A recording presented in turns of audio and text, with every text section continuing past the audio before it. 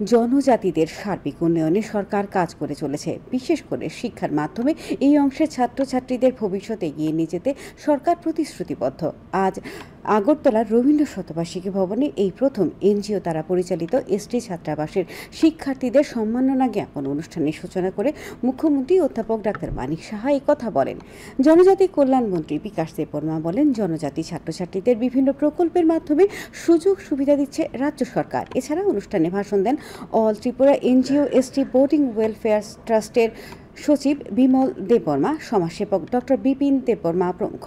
অনুষ্ঠানে মাধ্যমিক এবং উচ্চ মাধ্যমিকের সেরা ছাত্রছাত্রীদের হাতে স্মারক তুলে দেন অতিথিরা।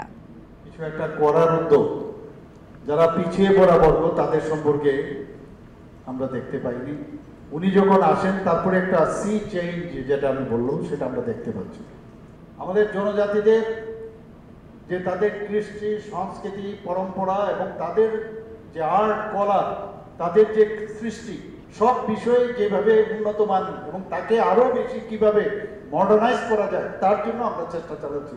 আবার চিন্তা থাকে যারা ছাত্রছাত্রী তোমরা দেশ উপবিষদ সামচিনি বাগে কাহান খায়, সামচিনি বাগে হামিয়া খায়, ধরো মাওয়া চুনায় ধরো নগৈ দङ যিনি মুখ্যমন্ত্রী যেভাবে সামুদ্রান দङ ধর্মনগর সাবরম পুরা বাবা সারা ত্রিপুরা রাজ্য তর্কে হয়তো বলবই একদিন পুরো রেস্ট করে যিনি মুখ্যমন্ত্রী